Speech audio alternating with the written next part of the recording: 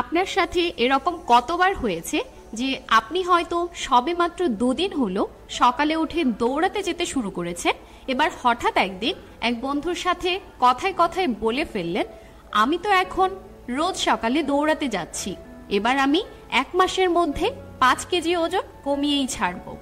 আপনার সেই বন্ধু শুনে বলল, আরে সেটা তো আমিও আসলে মাঝে বেশ কয়েকবার চেষ্টা করেছিলাম, কিন্তু কি বলতো, ওই 2-3 দিন যাওয়ার পর আর কন্টিনিউ করতে পারি না। আর তার ঠিক 2-3 দিন পর থেকে কোনো এক অজানা কারণে আপনিও আর সকালে উঠে দৌড়াতে যাওয়াটা কন্টিনিউ রাখতে পারেন না। এমনটা কেন হয় জানেন? রিসার্চ বলছে, যখন আমরা আমাদের কোনো ফিউচার গোলের ব্যাপারে অন্যদের সাথে আলোচনা করি, তখন সেই মুহূর্ত থেকেই আমাদের মধ্যে একটা গর্বিত বা তৃপ্তিদায়ক অনুভূতি কাজ করতে শুরু করে দেয়, যেটা আসলে সেই গোলটাকে অ্যাচিভ করার পর যে ধরনের অনুভূতি হওয়ার কথা তার সাথে প্রায় একই রকম। যার ফলে সেই ফিউচার গোল অ্যাচিভ করার আগেই শুধুমাত্র সেটার ব্যাপারে অন্যদের সাথে আলোচনা করে যখন আমরা সেই তৃপ্তিদায়ক অনুভূতিটা পেয়ে যাই, তখন আমাদের মধ্যে সেই গোলটাকে অ্যাচিভ করার খিদেটা অনেকখানি কমে যায়। ফলে বেশিরভাগ ক্ষেত্রেই আমরা সেই গোলটাকে অ্যাচিভ করার জন্য পরিশ্রম করাই বন্ধ করে দেই। সাইকোলজিস্টরা এই ঘটনাকে বলেন সোশ্যাল রিয়েলিটি। তাই বুদ্ধিমানের কাজ এটাই, গোলটাকে অ্যাচিভ হওয়ার পরেই শুধুমাত্র খুব প্রয়োজন হলে তবে সেটা নিয়ে অন্যদের সাথে আলোচনা করা। তাছাড়া আপনি বড় বড় স্বপ্নের কথা বলে তারপর সেগুলোকে যদি কোনো কারণে পূরণ করতে না পারেন, তখন এরকম অসংখ্য মানুষ ঘাপটি মেরে অপেক্ষায় বসে থাকবে, যারা সুযোগ পেলেই আপনার সেই ব্যর্থতাটাকে নিয়ে মজা করবে। So idea number 1, never share your future goals. হয়তো আপনি আর আপনার এক বন্ধু প্রায় এদিক ওদিক টুকটাক খেতে বা ঘুরতে বের হন।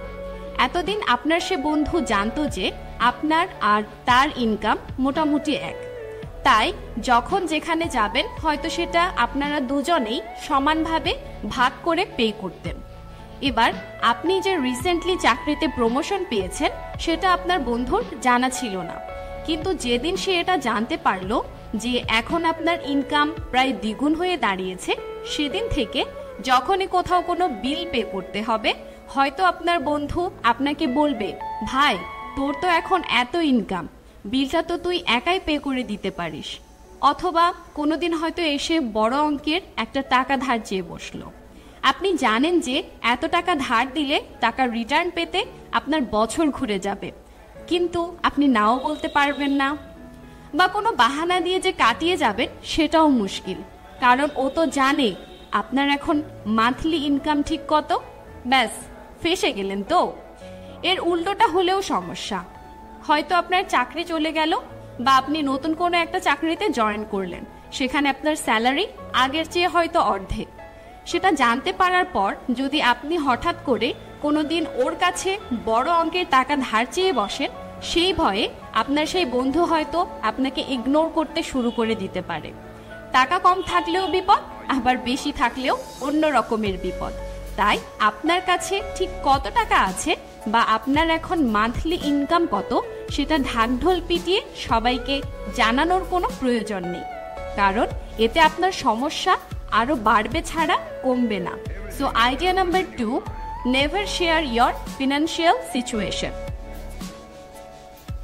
ভাবুন তো, সুপারম্যানের উইকনেস যে ক্রিপ্টোনাইট, সেটা যদি সবাই জেনে না যেত, তাহলে কি কখনো ভিলেনগুলো এত সহজে সুপারম্যানকে ধরাশায়ী করতে পারত? তাই নিজের উইকনেস এবং সিক্রেটগুলো কখনোই অন্যের সাথে শেয়ার করা উচিত না। একমাত্র যদি আপনি কাউকে অন্ধের মতো বিশ্বাস করতে পারেন, তবেই শুধু তার সাথে শেয়ার করা উচিত।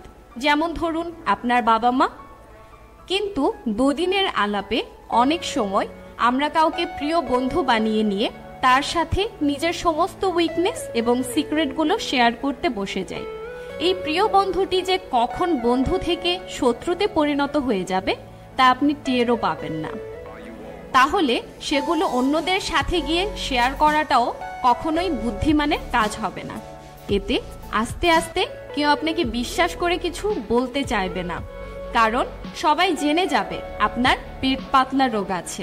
So idea number 3, never share any weakness or secret. ভাবুন আপনার ওয়াইফের সাথে আপনার ঝামেলা হলো এবং আপনার ওয়াইফ বলে ফেললো, তোমার কাছে তো তোমার মা বাবা, ভাই বোন, বন্ধু বান্ধব এদের সবার জন্য টাইম আছে, শুধু আমার জন্যই তোমার কাছে কোনো টাইম নেই। আর সেই কথাটা আপনি আপনার মা বাবা, ভাই বোন, বন্ধু বান্ধব সবার সাথে শেয়ার করে বসলেন।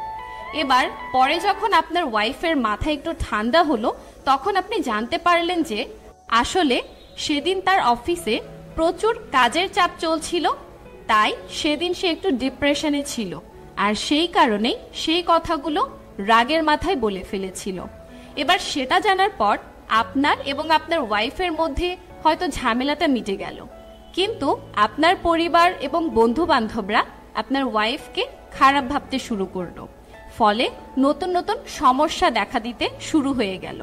তাই কারোর সাথে কোনো পার্সোনাল ঝগড়া হলে সেটা নিয়ে কখনোই অন্যদের সাথে আলোচনা করা উচিত না।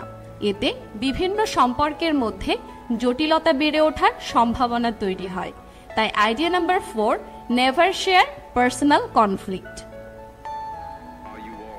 ভাবুন যখন কেউ আপনাকে মুখের উপর এরকম কিছু বলে, ভীষণ বাজে বকিস বা সিমিলার কোনো নেগেটিভ জাজমেন্ট পাস করে, তখন আপনার মনের ভিতরে তার কোনো খুঁত খুঁজতে শুরু করে।